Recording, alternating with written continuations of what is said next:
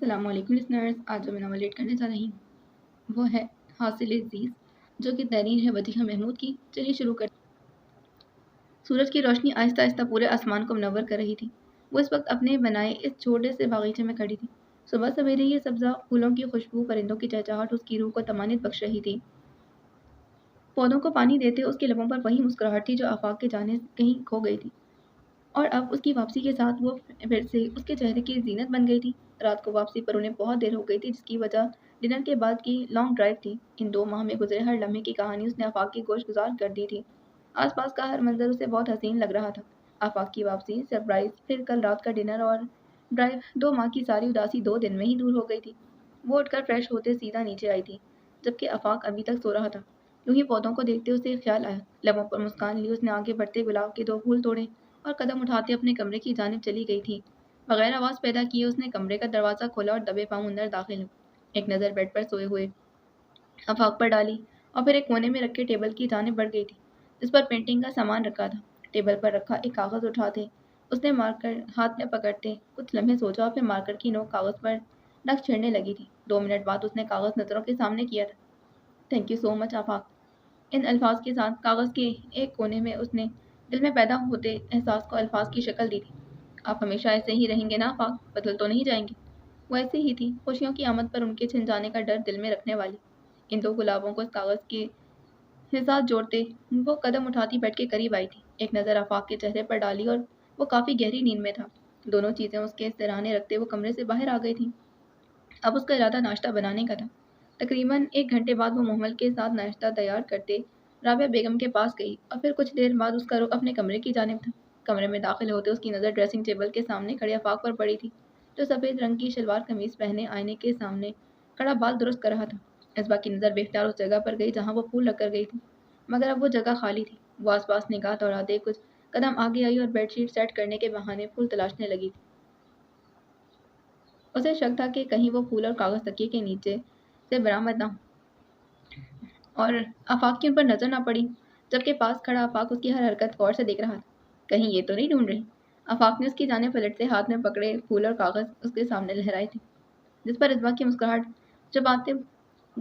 مسکراہٹ چھپاتے بولنے لگی تھی۔ نہیں، وہ بس میں آپ کو ناشتے کے لیے بلانے آئی تھی۔ یہ کہتے وہ جانے کے لیے پلٹی کہ آفاق نے اس کا ہاتھ تھامتے اسے روکا تھا۔ رکو، پہلے اپنے سوال کا جواب تو لیتی جاؤ۔ وہ آفاق کے بالکل سامنے کھڑی تھی، اپنے ہاتھ میں تھاما اس کا ہاتھ آفاق نے اپنے سینے پر دل کے مقام پر رکھا۔ اصبا نے نظریں اٹھاتے اس کی آنکھوں میں دیکھا، جو پہلے ہی آفاق کی جانب دیکھ رہا تھا۔ دھڑکن محسوس ہو رہی ہے؟ اصبا نے تیزی سے دھڑکتے دل کے ساتھ اور اس بات میں سر ہلا دیا تھا۔ جب تک یہ دھڑکتا رہے گا میں ایسا ہی رہوں گا، بالکل نہیں بدلوں گا۔ اصبا کی نظروں کا مرکز اس شخص کا چہرہ تھا جو اس کا نصیب تھا۔ وہ واقعی بہت خوش قسمت تھی کہ آفاق جیسا شخص اس کا ہم سفر تھا۔ ماضی میں اسے پیش آئی ہر تکلیف کا ازالہ قدرت نے آفاق کی صورت میں کیا تھا، جبکہ دوسری جانب آفاق کے لیے اس کے چہرے پر آتے حیا کے رنگ بہت معنی رکھتے تھے۔ اصبا نے نظریں چراتے ٹیبل پر رکھے وہ پھول اٹھائے تھے۔ ایسا کریں آپ انہیں اسی گلدان میں لگا دیں، بہت اچھے لگیں گے۔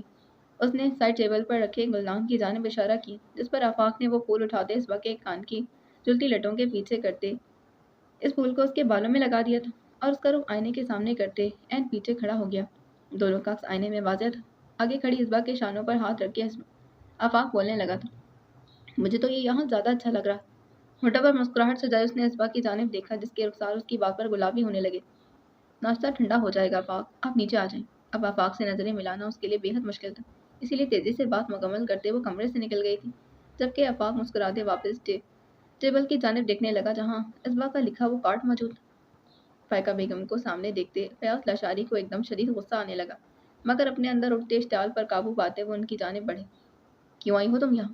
لہجے میں غصہ جبکہ الفاظ میں سختی تھی، جبکہ فائقہ لاشاری نم آنکھوں سے انہیں دیکھ رہی تھی۔ وہ میں شاہزین۔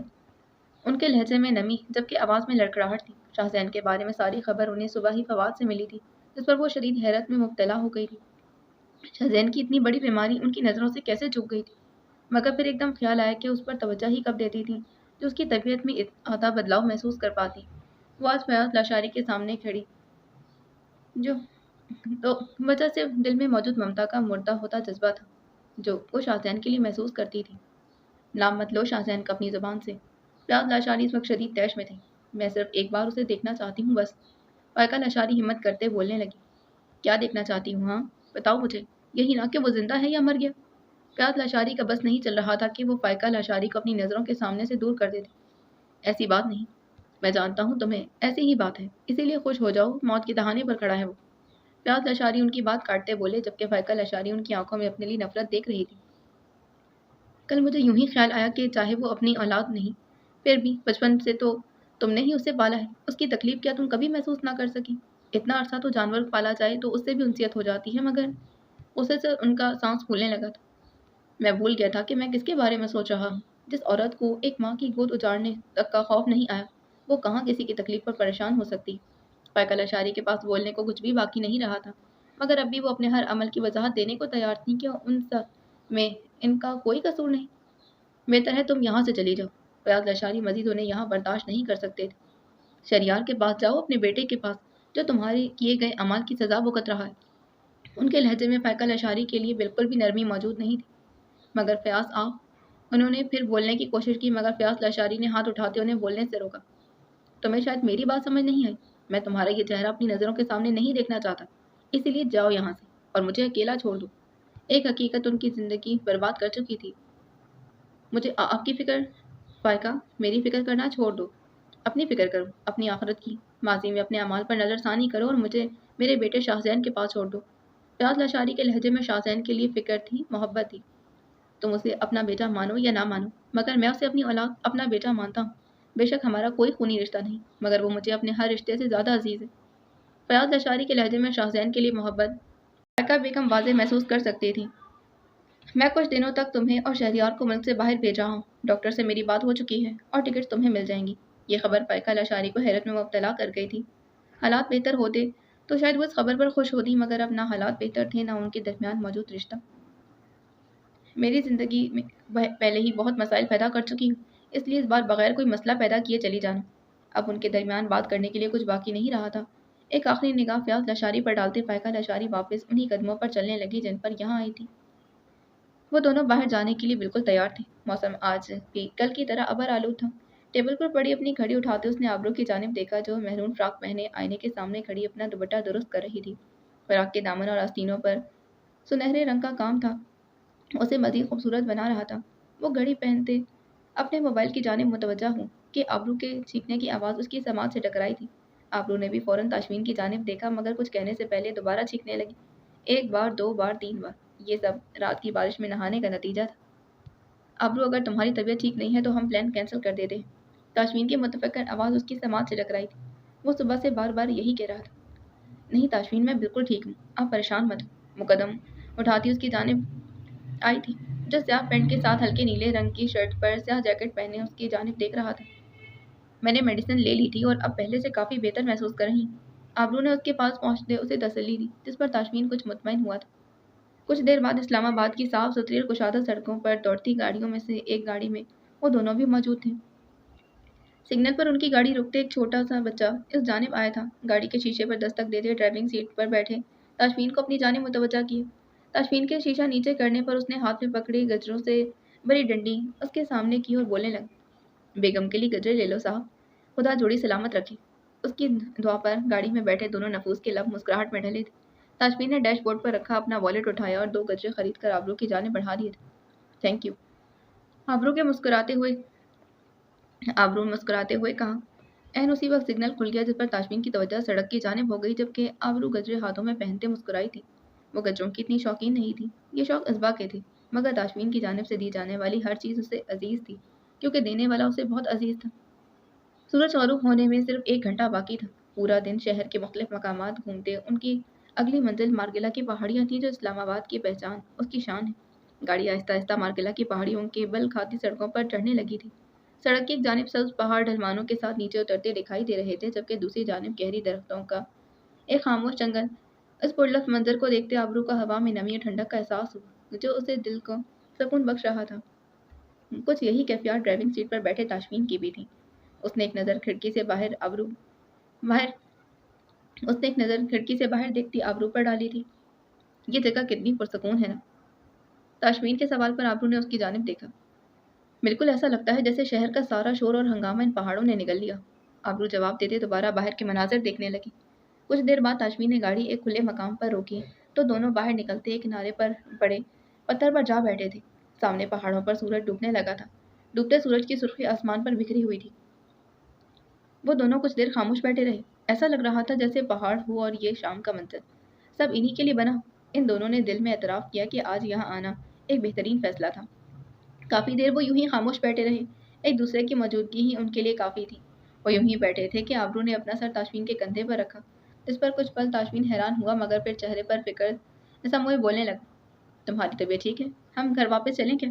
اسے لگا آبرو شاید تھک گئی ہے یا اس کی طبیعت خراب ہو رہی۔ اس کے سوال پر آبرو نے اپنا سر تاشفین کے کندھے پر رکھے آنکھیں موندے ہوئے مسکراتے بولنے لگی۔ آپ کو پتہ ہے تاشفین، جس کندھے پر سر رکھ کر ایک عورت سکون محسوس کرے وہ کندھا اسے کتنا عزیز ہوتا ہے۔ یہ بات کہتے اس نے سر اٹھاتے تاشفین کی جانب دیکھا جس کے چہرے پر اس کے لیے فکر واضح تھی۔ بابا کے بعد آپ وہ واحد مرد ہیں جس پر میں اعتبار کرتی ہوں۔ وہ رکی تھی۔ تاشفین کی آنکھوں میں دیکھا جس سے میں محبت کرتی ہوں۔ سیاہ آنکھیں بھوری آنکھوں کو ان کی اہمیت کا احساس دلا رہی تھی۔ سامنے بیٹھے تاشفین کو اس وقت آبرو سے ایسے کسی اظہار کی توقع نہیں تھی۔ آپ وہ پہلے مرد ہیں جس نے میرے دل میں اپنا ایک الگ اور اونچا مقام بنایا ہے۔ تاشفین بے رگ دھڑکن کے ساتھ اس کے الفاظ سن رہا تھا۔ آبرو نے دوبارہ سر اس کے کندھے پر رکھ دیا تھا کہ تاشفین کی سماعت سے اس کے الفاظ ٹکرائے۔ I am blessed to have you as my life partner۔ یہ کہتے وہ دوبارہ آنکھیں موند چکی تھی کیونکہ یہ کندھا اسے بہت سکون فراہم کر رہا تھا، جبکہ تاشفین نے اس کے اظہار محبت پر دل سے مسکراتے اپنا بازو اس کے گرد پھیلایا تھا اور دوبارہ سامنے آتے منظر کو دیکھنے لگا جو شاید ساتھ بیٹھی اس عورت کی وجہ سے ہی اسے حسین لگ رہا تھا۔ مسکراہٹ تاشفین کے ہونٹوں سے جدا نہ ہو رہی تھی۔ دل کے اعتراف کر چکا تھا کہ آبرو کا اظہار محبت بھی اس کی طرح باوقار اور خوبصورت ہے۔ ایک ہفتہ گزر جانے کے باوجود بھی اس کی طبیعت میں کچھ خاص بہتری نہ آئی تھی۔ 2 روز پہلے اسے پوری طرح ہوش آیا تھا۔ اس کی حالت قابل طرز تھی۔ ویران آنکھیں، زرد پڑتا چہرہ، آنکھوں کے نیچے بڑھتے گہرے حلقے۔ وہ صدیوں کا بیمار لگ رہا تھا۔ اس کے ہوش میں آنے کی خبر فیاض لاشاری کی زندگی کے نوید سے اس کے ہوش میں آنے کی خبر فیاض لاشاری کے لیے زندگی کے لیے نوید سے کم نہ تھی۔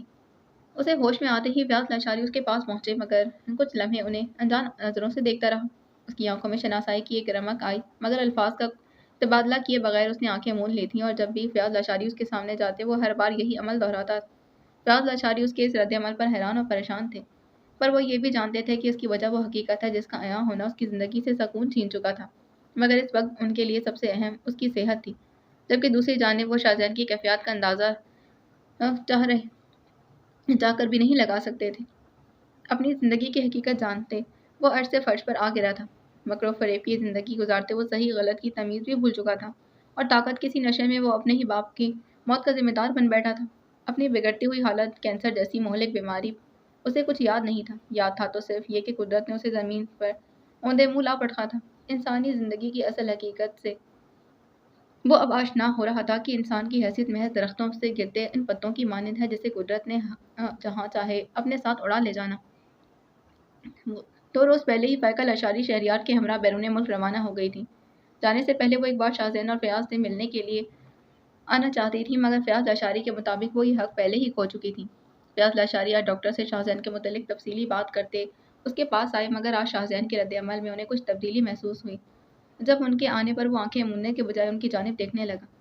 ان دونوں کے درمیان تکلف کی ایک اندیکھی دیوار حائل ہو چکی تھی۔ فیاض لاشاری قدم اٹھاتے اس کے پاس گئے تھے۔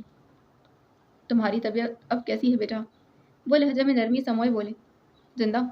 اس کے مختصر جواب میں موجود کڑواہٹ فیاض لاشاری محسوس کر سکتے تھے۔ میں تم سے معافی مانگنا چاہتا ہوں بیٹا۔ شاہزین کی نظریں ان کی آنکھوں میں آتی نمی پر تھی۔ تمہاری زندگی کی سچائی چھپانے، تمہاری ساری عمر دھوکے میں رکھنے میں میری بیوی کا ہی ہاتھ تھا۔ میری وجہ سے وہ اس کے سامنے اپنا ضبط کھونے لگے تھے۔ ایک آنسو ان کی آنکھ سے نکلتے چہرے پر آ گرا تھا۔ مجھے آپ کی بلکہ کسی کی بھی معافی کی ضرورت نہیں، مگر مقابل شاہزین تھا جو بے حس ہونے میں اپنا ایک مقام رکھتا تھا۔ کسی کی کیفیات کا خیال کرنا اس نے سیکھا ہی کہاں تھا۔ میری آپ سے بس ایک درخواست ہے۔ اس کی نظر اب بھی فیاض لاشاری کے چہرے پر موجود آنسوؤں پر تھی۔ وہ چاہتا تو آگے بڑھ کر انہیں گلے لگا سکتا تھا۔ آخر وہ ان دونوں کا دکھ اس وقت ایک جیسا ہی تھا، مگر کسی کو تسلی اور دلاسے کے دینے کی قابلیت اب کسی میں بھی موجود نہیں تھی۔ ہاں بیٹا کہو۔ فیاض لاشاری نے آنکھوں میں آئی نمی کو بہنے سے روکا۔ اس میں اگر آج یہ قابلیت موجود نہ تھی تو اس کی وجہ یقیناً ان کی تربیت تھی جو شاید کسی کے لیے دل میں احساس رکھنا اسے سیکھا ہی نہیں تھا۔ میں مرنے سے پہلے ایک بار اپنی اصل فیملی سے ملنا چاہتا ہوں۔ شاہزین کی خواہش واضح تھی، مگر اس کو پورا کرنا کس قدر دشوار تھا یہ صرف فیاض لاشاری جانتے تھے۔ سیڑھیاں چڑھتے وہ کمرے میں داخل ہوا۔ نظر ڈریسنگ ٹیبل کے سامنے کھڑی آبرو پر پڑی تھی اور کچھ لمحے کے لیے وہ وہیں ٹھہر گئی تھی۔ وہ گہرے جامنی رنگ کی لانگ فراک کے ساتھ ہم رنگ ٹراؤزر پہنے تیار کھڑی تھی۔ چہرے پر ہلکا ہلکا میک اپ اس کی نقوش کو مزید خوبصورت بنا رہا تھا۔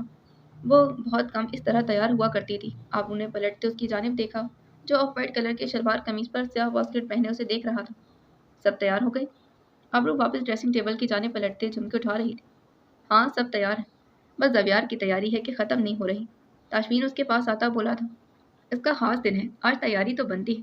آبرو مسکراتے سامنے سے نیکلس اٹھانے لگی، جبکہ تاشفین کچھ فاصلے پر کھڑا اسے ہی دیکھ رہا تھا، جو نیکلس کا ہک بند کرنے کی کوشش کر رہی تھی۔ کچھ لمحے اسے مسلسل کوشش کرتا دیکھ کر وہ آگے بڑھا تھا۔ میں کچھ مدد کروں؟ آبرو نے آئینے میں نظر آتے تاشفین کے عکس کی جانب دیکھتے اس بات نے سر ہلا دیا تھا۔ وہ عین اس کے پیچھے آ کھڑا ہوں۔ کچھ لمحے بعد ہی تاشفین نیکلس کا ہک بند کرتے پیچھے ہٹا تھا۔ ان چند لمحوں میں ان دونوں کے دلوں کی دھڑکن معمول سے زیادہ تیز تھی۔ آبرو نے پلٹتے بیڈ پر پڑا اپنا دوپٹہ اٹھایا تھا اور تاشفین کو مخاطب کیا جو اس کے ساتھ ہی کھڑا تھا۔ تاشفین، دیکھیں کہ دوپٹہ زیادہ بھاری تو نہیں ہو جائے گا؟ وہ دوپٹہ اوڑھتے بولی۔ بالکل بھی نہیں، بلکہ یہ اس کے ساتھ بہت اچھا لگ رہا ہے۔ تاشفین اس کا دوپٹہ سیٹ کرنے لگا تھا، جس پر آبرو مسکراتے اسے دیکھنے لگی، جو محبت سے اپنے کام میں مصروف تھا۔ پرفیکٹ۔ کچھ دیر بعد وہ قدم پیچھے ہٹاتا بولا۔ ایک دم اسے خیال آیا، جس پر وہ آگے بڑھا اور آبرو کے بالوں میں لگا کلپ اتارتے ٹیبل پر رکھا۔ آبرو کی جانب دیکھا، جو حیرت سے اپنے کھلے بالوں کو دیکھ رہی تھی۔ مجھے یہ اس طرح زیادہ اچھے لگ رہے ہیں، جذبات سے بھرپور لہجے میں کہتے تاشفین مسکرایا تھا، جس پر آبرو نے آئینے میں نظر آتے اپنے عکس کی جانب دیکھا۔ وہ شاید پہلی بار خود کو تاشفین کی نظر سے دیکھ رہی تھی۔ وہ واقعی اس طرح زیادہ اچھی لگ رہی تھی۔ آگے بڑھتے اس نے اپنے کھلے بال سیٹ کیے اور تاشفین کی جانب دیکھتے مسکرائی اور بیڈ کے پاس پڑے جوتوں کی جانب اشارہ کرتے تاشفین کو مخاطب کیا تھا۔ چلیں پھر ایک اور مشورہ دیں کہ میں آج ان میں سے کون سا پہنوں؟ وہ بیڈ پر بیٹھتے ہوئے بولی، جس پر تاشفین نے جوتوں کی جانب دیکھا۔ دو مختلف ڈیزائن کی ہیلز تھیں، تو تیسرا ایک فلیٹ جوتا۔ ویسے تو تینوں بہت اچھے ہیں، پر یہ والا زیادہ اچھا لگے گا۔ ان دو ہیلز میں سے منتخب کرتے تاشفین نے اس کی مشکل آسان کی۔ وہ اس کے انتخاب پر بھروسہ کرتی تھی۔ کچھ لمحے بعد ہی ہیلز پہنتے اس نے تاشفین کی جانب دیکھا، جس پر تاشفین نے مسکراتے ہوئے اپنا ہاتھ اس کی جانب بڑھایا تھا، جسے تھامتے وہ اٹھ کھڑی ہوئی اور یوں ہی ایک دوسرے کا ہاتھ تھامے دونوں کمرے سے باہر آ گئے تھے۔ وہ فون ہاتھ میں لیے کافی دیر شاہزین سے گفتگو کے بارے میں سوچتے رہے۔ وہ اپنے اصل خاندان سے ملنے کا خواہش مند تھا۔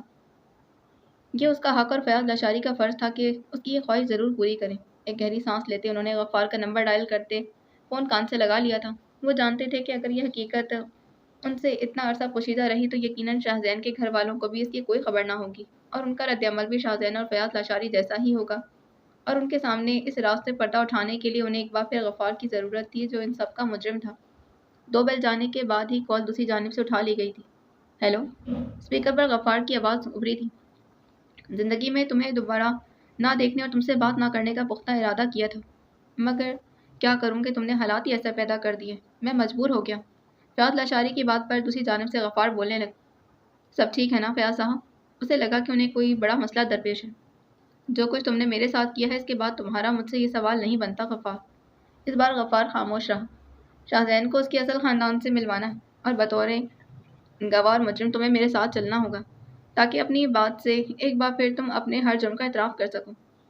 فیاض نے اصل مدعا اس کے سامنے رکھا۔ میں تیار ہوں۔ غفار کی آواز ایک بار پھر اسپیکر پر ابھری تھی۔ کل صبح 10 بجے تیار رہنا۔ اپنی بات مکمل کرتے فیاض لاشاری فون کاٹ چکے تھے۔ شام کے اس پہر آسمان پر بادلوں کا ڈیرا تھا۔ موسم صبح سے ہی کافی خوشگوار تھا۔ صالحہ بیگم کے گھر پر اس وقت گہما گہمی کا سما تھا۔ لاؤنج میں دائیں جانب رکھے صوفے پر سبرینا کے ہمراہ زابیار اور تاشفین بیٹھے تھے، جبکہ اس کے سامنے رکھے دوسرے صوفے پر صالحہ بیگم کے ساتھ رابعہ بیگم اور آفاق موجود تھے۔ محملہ اور نور ان بہنوں کے ساتھ کمرے میں موجود تھی۔ منگنی کی تیاری اور شاپنگ کے لیے اس بار 2 دن پہلے ہی رتبہ کے پاس آ گئی تھی، جبکہ آبرو آج اپنے سسرال والوں کے ساتھ بطور لڑکے کی بھابھی رسم کرنے آئی تھی۔ صالحہ بیگم کے چہرے پر خوشی دیدنی تھی۔ وہ اپنی ایک اور بیٹی کے فرض سے دبکدوش ہونے والی تھی، مگر ساتھ ہی ساتھ ممتا کے احساس سے ان کی آنکھیں نم تھیں۔ رابعہ بیگم کے ساتھ بیٹھا آفاق کافی دیر سے ایک چہرہ دیکھنے کا منتظر تھا کہ اس کی نظر محمل کے ساتھ کمرے سے نکلتی اسبا پر پڑی۔ वो उसी महरून रंग की साड़ी में मौजूद थी जो आफाक ने उसे तोहफे में दी थी। चेहरे पर हल्के मेकअप के साथ गोल्डन ज्वेलरी पहने वो बहुत खूबसूरत लग रही थी। ये रंग वाकई उस पर खूब जच रहा था। उसी लम्हे असबा ने आफाक की जानिब देखा। महरून लिपस्टिक से मुज़य्यन उसके होंठ मुस्कुराहट में ढले थे, जबकि आफाक ने मुस्कुराते हुए आंखों ही आंखों में उसकी तारीफ की थी, जिसे वहां मौजूद इसबा के अलावा और कोई समझ नहीं सकता था। वो यूं ही उसे देख रहा था कि मुहम्मिल आफाक के सामने आ खड़ी। इसबा उसकी नज़रों से ओझल हो गई। भाई कुछ तो ख्याल करें, आज आपका नहीं किसी और का खास दिन है, मोमिन उसके साथ बैठते मध्यम आवाज में बोली, जबकि आफाक की नजरें अब भी वहीं थीं जहां कुछ देर पहले इसबा खड़ी थी। कुछ देर बाद वो रुतबा को लिए बाहर आई। हल्के गुलाबी रंग की लॉन्ग फ्रॉक के साथ जालीदार दुपट्टा सर पर टिकाए वो बेहद खूबसूरत लग रही थी। उसने नजरें उठाते सामने बैठे जावियार को देखा। सफेद शलवार कमीज के साथ हमरंग वास्किट पहने वो उससे मामूल से मुख्तलिफ महसूस हुआ था। इस हुलिये में भी वो और ज़्यादा वजी लग रहा था, जबकि जावियार को आज उसके चेहरे से नजरें हटाना बहुत मुश्किल महसूस हुआ था। रुतबा को उसके साथ बैठाते इसबा आफाक के साथ जा बैठी थी, जबकि आबरू के कदम ताशमीन की जानिब थे। आफाक के साथ बैठते उसे भी कुछ लम्हे गुजरे कि आफाक ने खामोशी से उसका हाथ थामा था, जिसमें उसने वही तितलियों वाला ब्रेसलेट पहन रखा था। आफाक मेरी तरफ नहीं, सामने देखें, सब देख रहे हैं, ऐसे अच्छा नहीं लगता। वो अपना हाथ छुड़ाते हुए बोली और आफाक को सामने देखने का इशारा किया, जो तब से उसे ही देख रहा था। तो इन्हें क्या मसला है, मैं अपनी बीवी को देख रहा हूँ। आफाक ने रिटाई का मुजाहरा किया, जिस पर इसबा ने बमें सुकेटते उसे घूरा, जिसको नज़रअंदाज करते आफाक उसके हाथों पर लगी मेहंदी देखते हुए बोला, मेहंदी बहुत अच्छी लग रही तुम्हारे हाथों पर। इसबा ने गुलाबी होते रुखसार के साथ आसपास देखा कि कहीं कोई उन्हें तो नहीं देख रहा, मगर सच शुक्र के सब अपनी बातों में मसरूफ थे।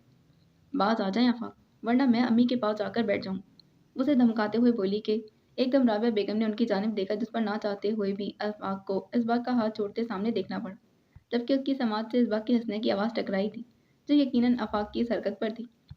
सबरीना ने सौलिया बेगम से इजाज़त लेते अंगूठी ज़बियार की जानिब बढ़ाई थी, जिस पर ज़बियार ने एक नज़र रुतबा के चेहरे की जानिब देखा था और मुस्कुराते इस अंगूठी को रुतबा के हाथ की जीनत बना दिया था।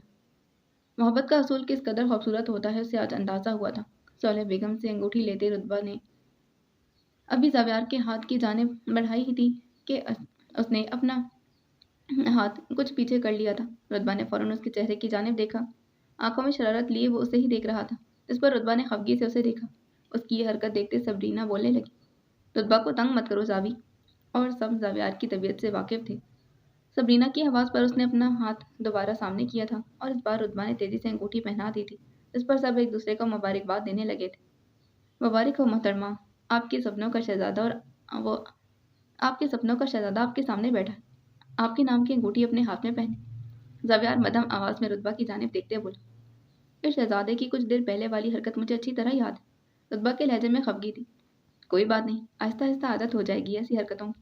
ज़ावियार दांतों की नुमाइश करते बोला, आखिर मिस्टर ज़ावियार आफरीदी की मंगेतर हैं आप, और जल्द ही शरीके हयात भी बन जाएंगी। उसकी बात पर रुतबा ने अपनी मुस्कुराहट छुपाते एक नज़र आसपास देखा और फिर अपनी हील ज़ावियार के पाँव पर दे मारी थी, जिस पर ज़ावियार कर रह गया था। आप भी आदत बना लें ज़ावियार आफरीदी ऐसी हरकतों की। वो भी रुतबा सिद्दीकी थी, मुकाबिल को जवाब कैसे देना है वो बखूबी जानती थी। ड्रेसिंग टेबल पर पड़ी अंगूठी उठाते आबरू ने आईने में नजर आते अपने अक्स को देखा।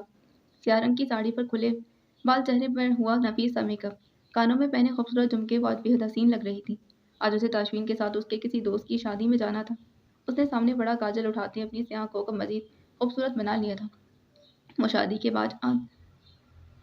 के बाद आज पहली बार इतना तैयार हुई थी, जिसकी वजह ताशमीन था। उसे खुद सजना संवरना पसंद नहीं था, मगर वो जानती थी कि उसका यूं तैयार होना ताशमीन को बहुत पसंद है, इसलिए वो उसकी खातिर इतना तैयार हुई थी। बेड पर बैठते उसने अपने पाँव को स्याह हिल्स में कैद किया और उठ खड़ी हुई थी कि उसी लम्हे दरवाज़ा खुला। आबरू तुम तैयार?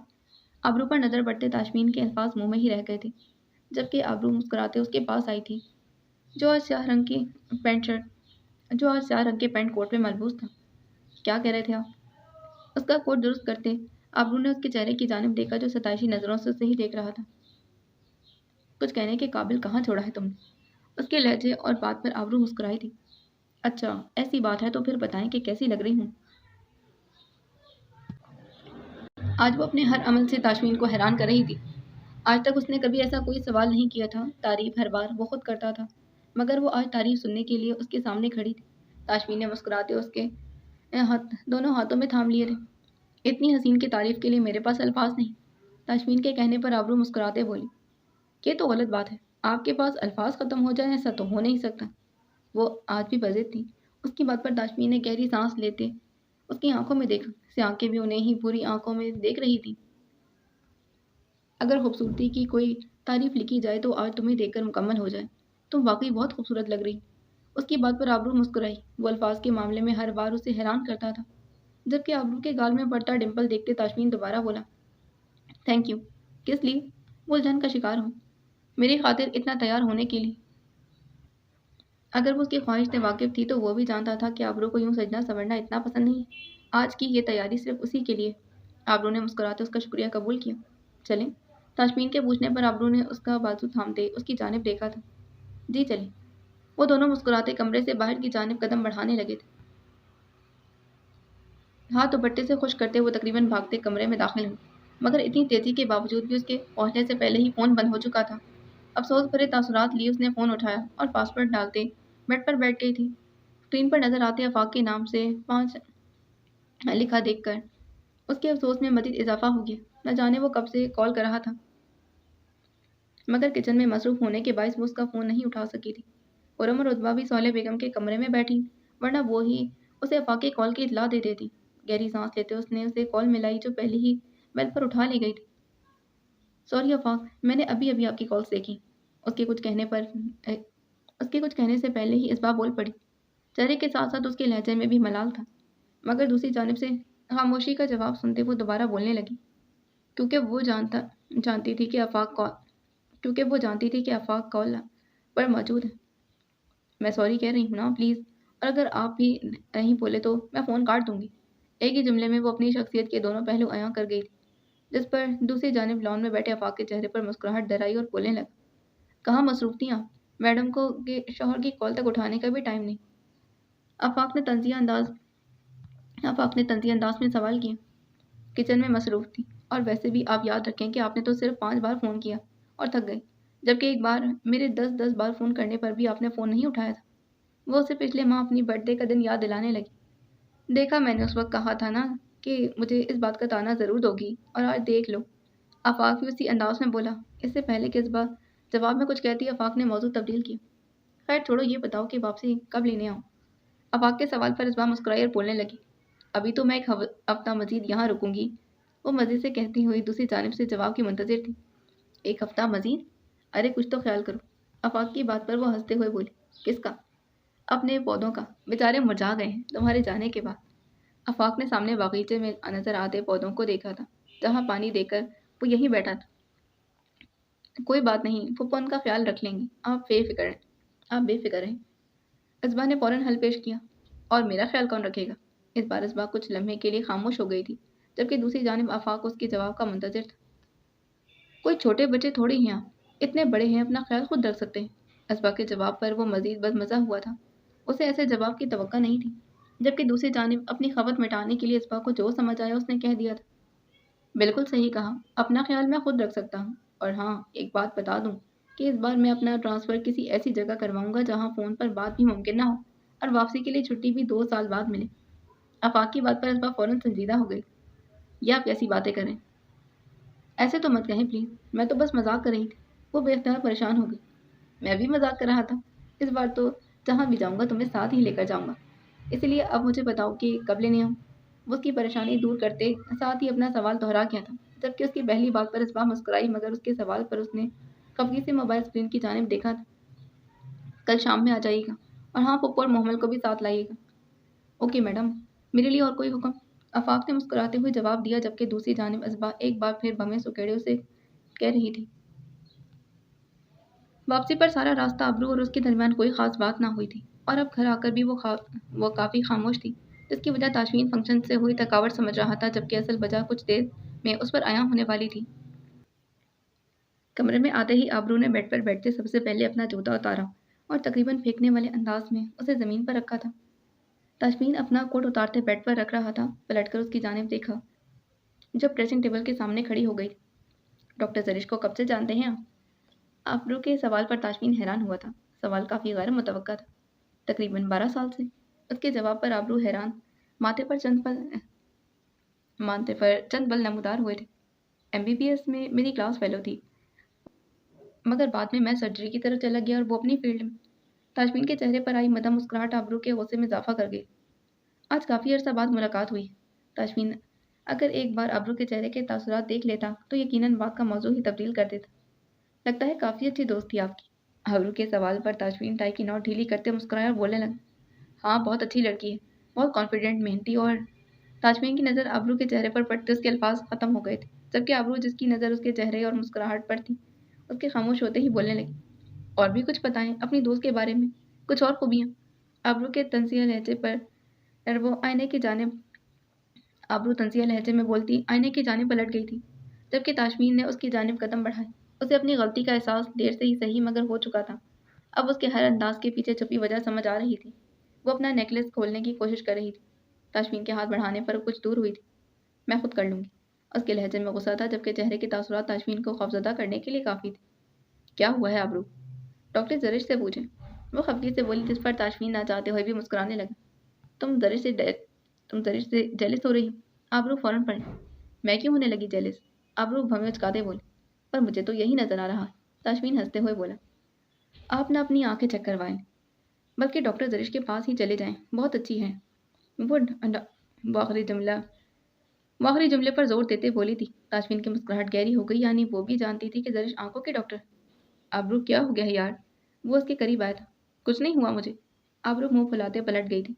ताजमीन ने आगे बढ़ते उसका हाथ थामते उसका रुख अपनी जानिब किया था। क्या तुम्हें मेरा डॉक्टर दर्श की तारीफ करना बुरा लगा है?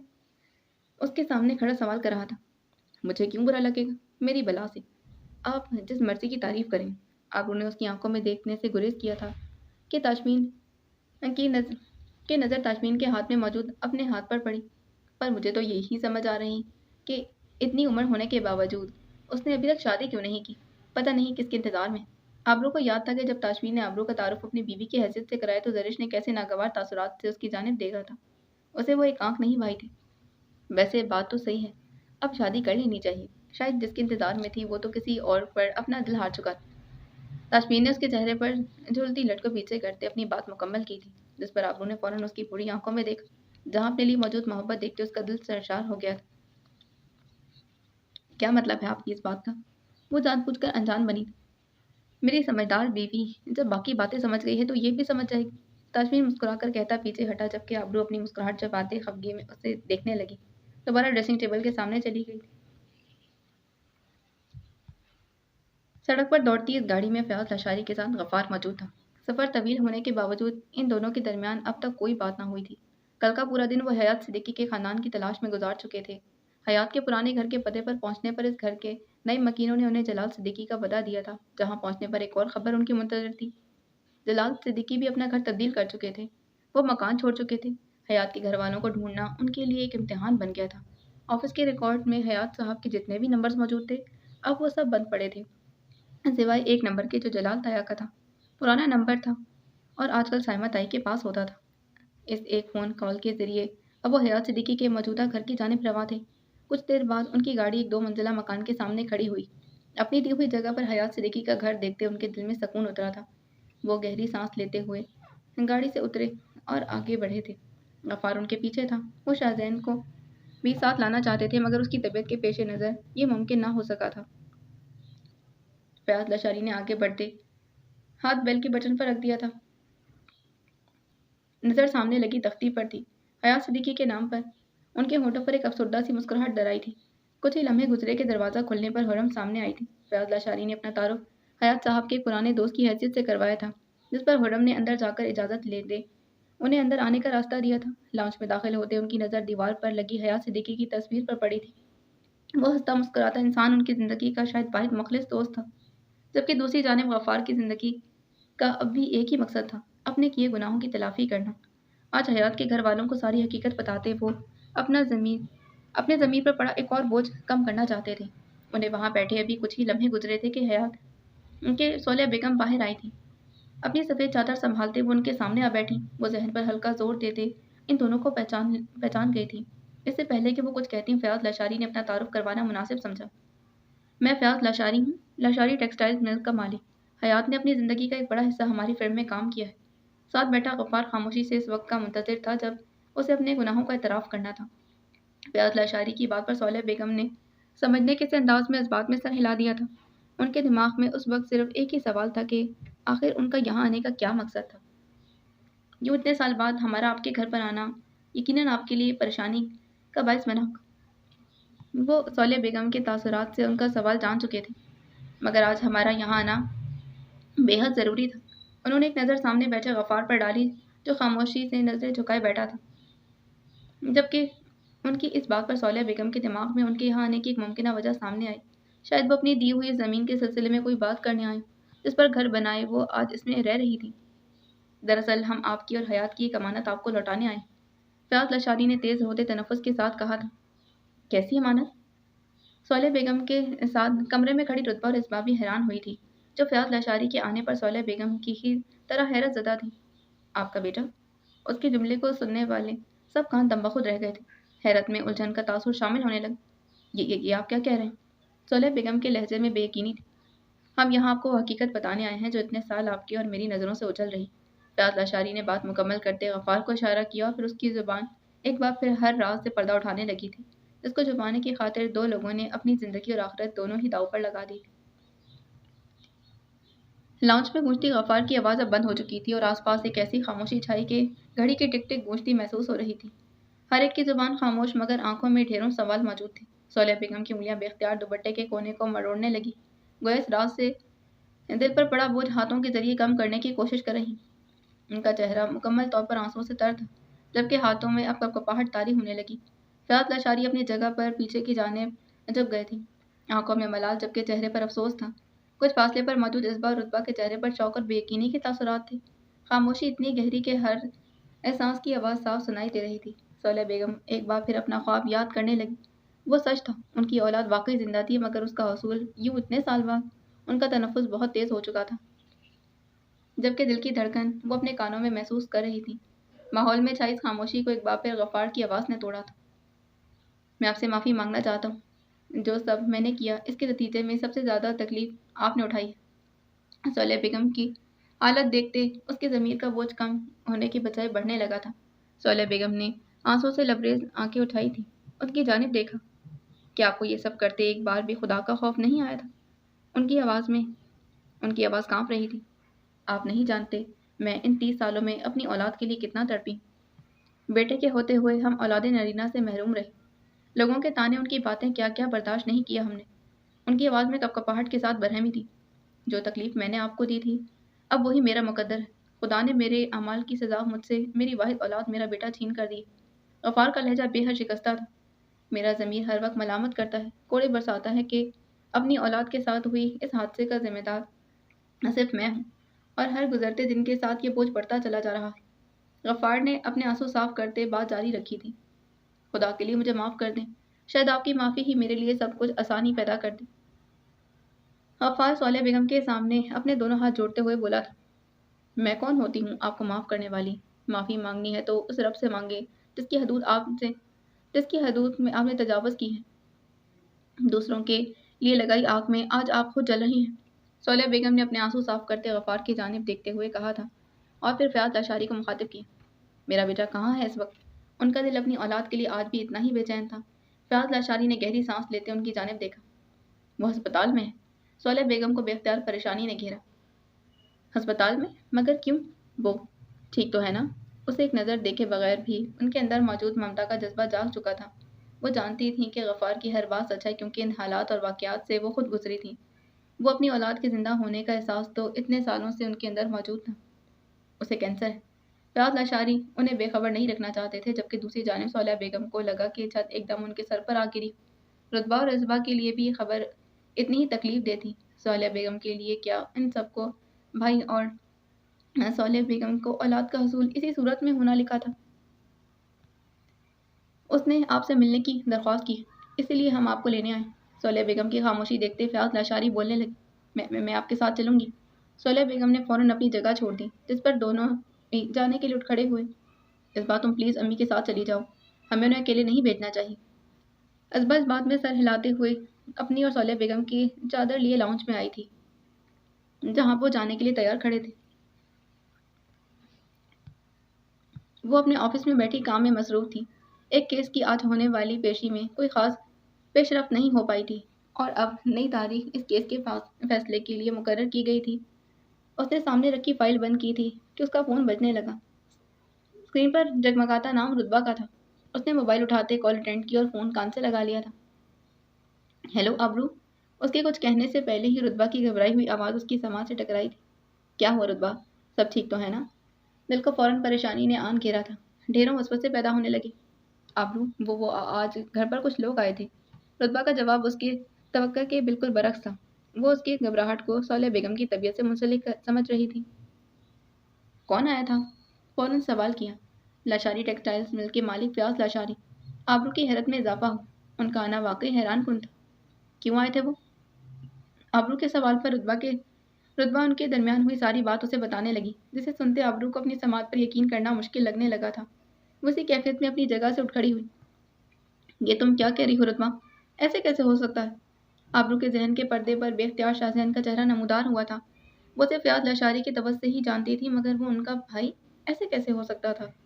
ابرو ایسا ہی ہے۔ ان کی ہر بات پر امی کا یقین پختہ ہوتا جا رہا تھا کہ وہ انہی کا بیٹا ہے۔ اور ویسے بھی کون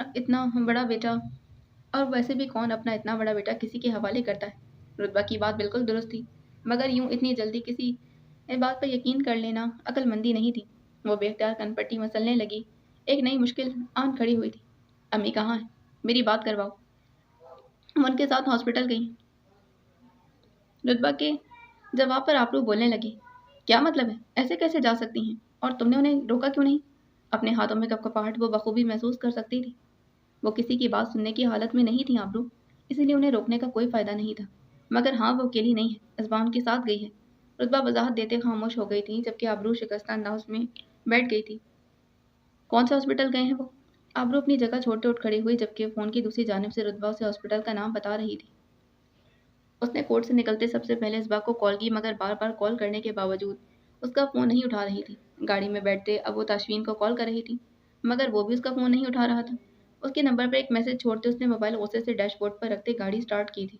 اسے جلد از جلد صالح بیگم کے پاس پہنچنا تھا۔ پورا راستہ اس کے کانوں میں بس رتبہ کی باتیں گونجتی رہیں۔ ذہن کے پردے پر بار بار شاہزہن کا چہرہ نمودار ہوتا۔ اس سے ہوئی ہر ملاقات یاد آتی، عدالت میں اس کی بدتمیزی، دھمکی اور سب سے بڑھ کر گولی جو اس کے کہنے پر ابرو پر چلائی گئی تھی۔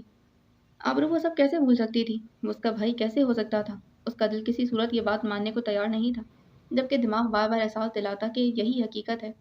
اور اگر یہی حقیقت ہوئی تو وہ کیا کرے گی؟ اسے صالح بیگم کی وہ تمام باتیں یاد تھیں جو ایک خواب سے جاگنے کے بعد وہ اسے بتایا کرتی تھی۔ ان کا اپنی اس اولاد کے لیے تڑپنا وہ کیسے بھول سکتی تھی؟ وہ ہر بار یہی کہتی ہیں کہ ان کا یقین کرے نہ کرے، مگر وہ جانتی ہیں کہ ان کی اولاد زندہ ہے۔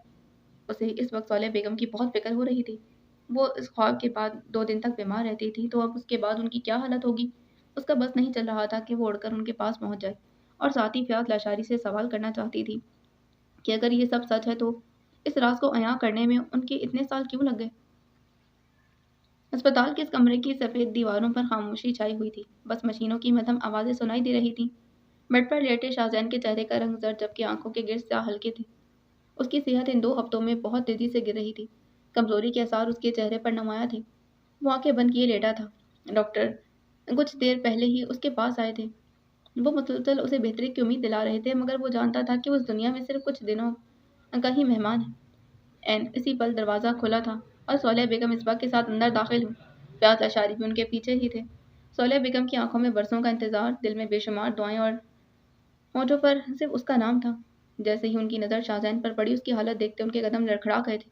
دل کو کسی نے زور سے مٹھی میں دبایا تھا۔ اولاد سے لمبی جدائی کے بعد کیا ان دونوں کا وصل اس صورت میں لکھا تھا؟ وہ دھیرے دھیرے آگے بڑھنے لگے،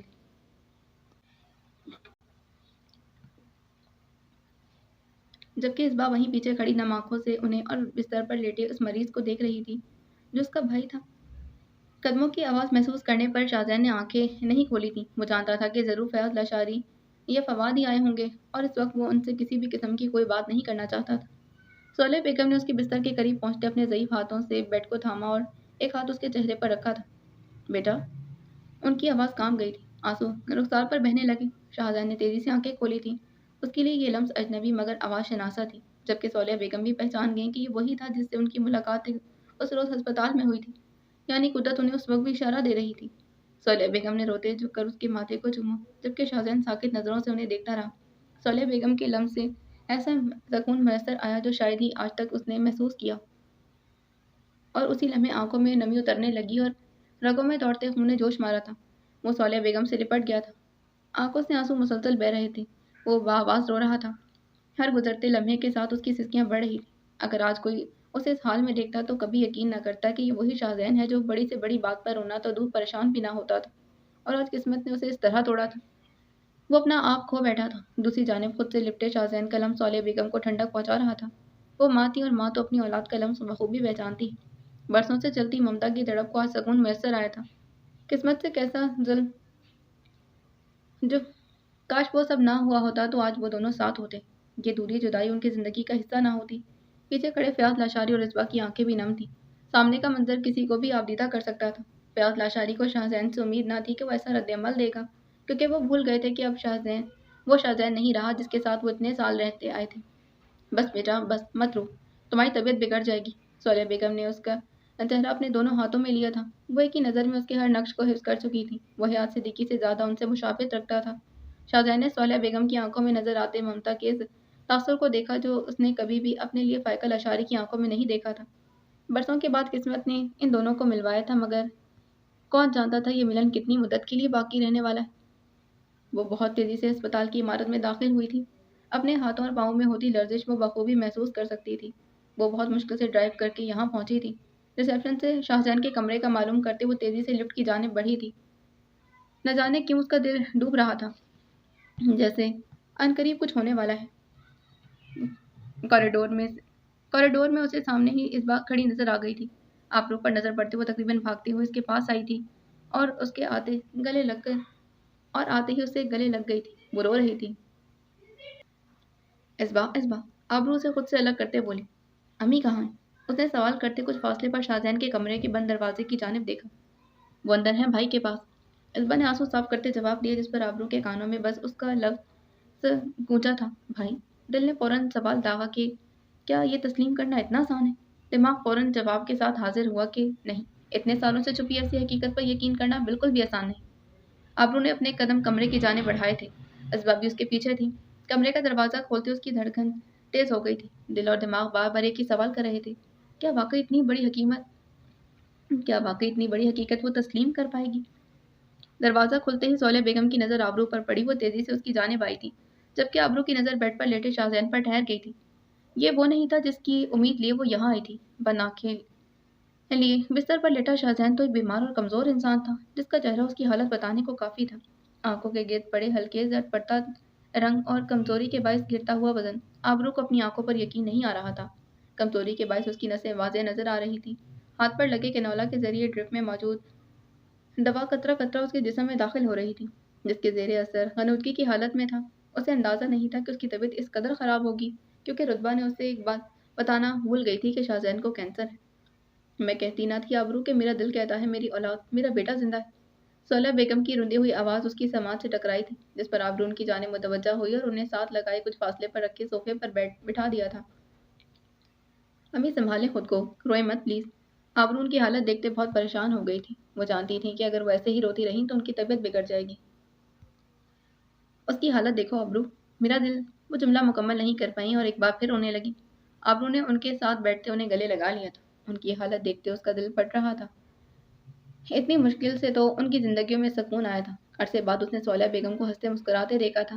نہ جانے کیوں ہر بار ان کی خوشیوں کی مدت اتنی مختصر ہوتی۔ امی میری بات سنیں۔ آبرو ان کے آنسو صاف کرتے بولنے لگی۔ اسے بار بار شاہزین سے ہوئی اپنی ملاقاتیں یاد آنے لگی تھی۔ وہ کیسے ان سب کو فراموش کر سکتی تھی؟ اس نے کب سے آنکھیں بند کی، کیونکہ یہاں اسے وہ سب فراموش کرنا تھا، صرف اپنی ماں کے لیے، جو اپنی اولاد کے لیے اتنے سال تڑپی تھی، اور اب وہ انہیں دوبارہ کسی اذیت میں نہیں ڈال سکتی تھی۔ آپ پریشان مت ہوں، سب ٹھیک ہو جائے گا۔ اور دیکھیں تو اب اللہ نے آپ کی دعا بھی سن لی ہے، دیر سے صحیح آپ کا بیٹا آپ کو لوٹا دیا۔ یہ جملہ اس نے کیسے مکمل کیا صرف وہی جانتی تھی۔ وہ اتنی جلدی حقیقت تسلیم نہیں کر سکتی تھی، مگر ابھی اس کے لیے سب سے زیادہ اہم صالحہ بیگم کی صحت تھی۔ اس وقت اس نے کسی بھی قسم کی بات کرنا بے وقوفی، اسی لیے وہ انہیں الفاظ میں انہیں تسلی دینے لگی جو انہیں راحت بخش سکتے تھے۔ اگر آپ اس طرح روتی رہیں تو آپ کی طبیعت خراب ہو جائے گی، اور اسے اس وقت آپ کی ضرورت ہے۔ آپ خود بیمار ہو جائیں گی تو اسے کون سنبھالیں گے؟ اس نے شاہزین کی جانب اشارہ کیا، جبکہ اس کی بات پر صالح بیگم نے اپنے آنسو صاف کیے۔ اس کی بات پر اس کی اس بات نے واقعی ان پر اثر کیا تھا۔ وہ شاہزین کے کمرے کے باہر سر دونوں ہاتھوں میں گرائے بینچ پر بیٹھی تھی۔ یہ سب کیا ہو رہا تھا؟ اس کا دماغ پھٹنے کے قریب تھا۔ وہ کچھ دیر پہلے ہی ڈاکٹر کے پاس گئی تھی، جہاں سے ملی خبر پر اب تک یقین نہیں کر پا رہی تھی۔ پہلے اچانک ان کے ایک بھائی کا سامنے آ جانا، جس کا پچھلے 30 سال سے کوئی اتا پتہ ہی موجود نہیں تھا، اور پھر اس کی مہلک بیماری۔ اس کے دماغ میں ڈھیروں سوال پیدا ہو رہے تھے کہ آخر یہ حقیقت ان تک پہنچنے میں اتنے سال کیوں لگ گئے، اور کیا وہ سب پہلے سے جانتا تھا، اور اب اتنے سالوں بعد انہیں یہ خیال کیوں آیا کہ وہ یہ حقیقت صالح بیگم تک پہنچا دیں۔ اس نے سر اٹھاتے گہری سانس لیتے دائیں جانب دیکھا۔ ان تمام سوالوں کا جواب اب ایک ہی شخص دے سکتا تھا، اور وہ کوئی اور نہیں بلکہ فیاض لاشاری تھے، جو راہداری سے گزرتے اس جانب آ رہے تھے۔ وہ انہیں پہچانتی تھی۔ اس شخص کی حیات صاحب سے بہت احسان اس شخص کے حیات صاحب پر بہت احسانات تھے، اور اب بھی وہ جس گھر میں مقیم تھے وہ انہی کی عنایت تھی۔ وہ انہیں ایک اچھا انسان سمجھتی تھی، مگر شاہزین والے معاملے کے بعد وہ اپنی رائے تبدیل کر چکی تھی۔ جبکہ دوسری جانب فیاض لاشاری کو صرف کچھ لمحے لگے اسے پہچاننے میں۔ وجہ اس کے چہرے کے حیات صدیقی سے مماثلت تھی۔ ان کے قریب آنے پر آبرو نے انہیں سلام کیا، جس کا جواب دیتے وہ شفقت سے مسکرائی، مگر آبرو کا چہرہ بے حد سنجیدہ تھا۔ میں آپ سے کچھ زیادہ تفصیل تو نہیں پوچھوں گی، مگر ہاں، میرے ایک سوال کا جواب ضرور دیں۔ آبرو کا لہجہ اس کے تاثرات کی طرح سنجیدہ تھا، جبکہ دوسری طرف کھڑے فیاض لاشاری خاموشی سے اس کے سوال کے منتظر تھے۔ یہ حقیقت اتنے سال چھپا کر آپ کو کیا حاصل ہوا، اور اتنا عرصہ اسے چھپا کر رکھنے کے بعد اب ظاہر کر دینے کی کیا وجہ ہے؟ اس کا سوال بالکل جائز تھا، جسے سنتے فیاض صاحب نے گہری سانس لی اور بولنے لگے۔ میں بھی اس حقیقت پر اتنا ہی حیران ہوا ہوں بیٹا جتنا تم۔ ان کے جواب پر آبرو کے چہرے پر الجھن در آئی تھی۔ وہ ان کی بات سمجھ نہیں پائی تھی۔ یہ تلخ حقیقت مجھ پر بھی کچھ روز پہلے ہی عیاں ہوئی ہے۔ شاہزین میرا نہیں بلکہ حیات کا بیٹا ہے۔ اس جملے کے بعد وہ مختصراً آبرو کو وہ بات بتانے لگے جو رتبہ جلدی میں آبرو سے نہیں کہہ پائی تھی۔ میں جانتا ہوں کہ اتنی بڑی بات کے ایک دم تسلیم کر لیا جائے آسان نہیں، مگر بیٹا یہی حقیقت ہے جسے جھٹلایا نہیں جا سکتا۔ آبرو سپاٹ چہرہ لیے ان کی بات سن رہی تھی۔ وہ اس وقت بہت تکلیف میں ہے۔ اس نے جب میرے سامنے اپنی خواہش رکھی کہ وہ اپنے گھر والوں سے ملنا چاہتا ہے تو میں ٹال نہیں سکا بیٹا۔ ان کا شکستہ لہجہ اور آنکھوں میں نمی آبرو محسوس کر سکتی تھی، مگر اسے سمجھ نہیں آ رہا تھا کہ وہ کس طرح دل اور دماغ کی جنگ پر قابو پائے۔ ماضی میں ہوئی تمام باتوں کو بھولتے وہ کیسے اس شخص کو اپنا بھائی تسلیم کر لے۔ اس سے پہلے وہ ان سے مزید کچھ کہتی، اس کی نظر تاشفین کی جانب پڑی، جو قدم اٹھاتا اسی جانب آ رہا تھا۔ راہداری ہسپتال کی راہداری میں لگے اس بینچ پر اب آبرو کے ساتھ تاشفین بھی موجود تھا۔ گہرے نیلے رنگ کا اسکارف پہنے وہ آبرو کی طرح ہی پریشان دکھائی دے رہا تھا۔ آبرو نے میسج پر ہسپتال کے نام کے ساتھ صرف اتنا لکھا تھا کہ وہ ایمرجنسی میں ہسپتال جا رہی ہے۔ سرجری سے فارغ ہوتے ہی اس نے آبرو کا میسج دیکھا اور بغیر وقت ضائع کیے وہ آبرو کے پاس پہنچا تھا۔ آبرو کی طرح وہ بھی اس ایمرجنسی کی وجہ سے صالح بیگم سے منسلک کر رہا تھا، مگر یہاں آنے پر آبرو کی زبانیوں سے ساری حقیقت کا علم ہو گیا تھا، جو اس کے لیے بھی کسی شوق سے کم نہیں تھی۔ اس نے نظریں پھیرتے سامنے بیٹھی آبرو کی جانب دیکھا، جس کا چہرہ اس کی دلی کیفیات کا عکس تھا۔ اسی لمحے آبرو نے تاشفین کی جانب دیکھا۔ مجھے سمجھ نہیں آ رہی تاشفین کہ یہ کیا ہو رہا ہے، اور اب میں کیا کروں؟ آبرو کا لہجہ کمزور تھا۔ وہ واقعی سمجھ نہیں پا رہی تھی کہ اسے کیا کرنا چاہیے۔ تاشفین اس کا ہاتھ اپنے ہاتھ میں لیتے بولنے لگا۔ آبرو، سب سے پہلے تو تمہیں پرسکون ہونا ہوگا۔ یہ معاملہ یوں پریشانی سے حل ہونے والا نہیں۔ ہمیں ٹھنڈے دماغ سے اس بارے میں سوچنا ہوگا۔ مگر تاشفین، امی کی طبیعت ٹھیک نہیں ہے۔ وہ رو رو کر اپنا حال کر چکی ہیں۔ میرے سمجھانے کے باوجود وہ تب سے مسلسل رو رہی ہیں، اور رہی بات اس سارے معاملے کی تو میں کیسے یقین کر لوں کہ یہ سب سچ ہے؟ آبرو نے اپنی پریشانی اس کے سامنے رکھی۔ اور امی دل و جان سے اس بات کو قبول کیے بیٹھی ہیں کہ وہی ان کا بیٹا ہے، اور مجھے پورا یقین ہے کہ وہ اس معاملے میں میری کوئی بھی بات نہیں سنیں گی۔ وہ بہت مایوس نظر آ رہی تھی، کیونکہ آبرو وہ ایک ماں ہے۔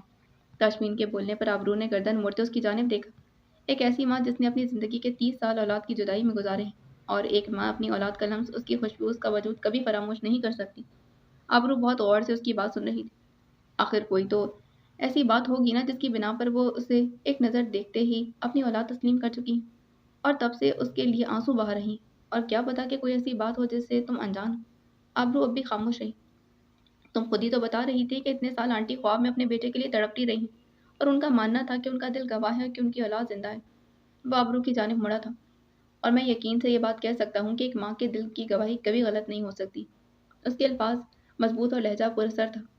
रही बात फयाज साहब की, तो आबरू खुद सोचो कि कौन अपना 30 साल जवान बेटा यूं किसी के हवाले करता है। आबरू को फौरन याद आया रुतबा भी उसे यही कह रही थी। तो आप ये कह रहे हैं कि मैं इन सब बातों पर यकीन कर लूं? आबरू ने उसकी आंखों में देखते हुए सवाल किया। ताशमीन ने अपना दूसरा हाथ उसके हाथ पर रख दिया था। नहीं, मैं हरगिज ये नहीं कहना चाहता कि तुम इन बातों पर फौरन यकीन कर लो, बल्कि खुद को वक्त दो। हर जाविये से इस मामले को देखो और फिर फैसला करो कि तुम्हें यकीन करना है या नहीं। फिल वक्त तो कोई भी फैसला लेना या किसी भी एक बात को सोचना और करना जल्दबाजी के सिवा कुछ भी नहीं। वो खामोश होते हुए उठ खड़ा हुआ था, जबकि आबरू ने उस शख्स की जानिब देखा जिसके अल्फाज हमेशा उस पर गहरा असर छोड़ते थे। आओ आंटी के पास चलते हैं, उन्हें इस वक्त हमारी ज़रूरत है। ताशमीन ने अपना हाथ आबरू की जानिब बढ़ाया था, जिसे कुछ लम्हे देखते आबरू ने गहरी सांस ली और उसका हाथ थामते हुए उठ खड़ी हुई थी। वो कायल हो गई थी। बाकी अगली किस्म में जाने से पहले चैनल को सब्सक्राइब करें, वीडियो को लाइक करें, बेल आइकन को प्रेस करना हरगिज़ ना भूलें। मिलते हैं एक नई एपिसोड में। अल्लाह हाफिज़।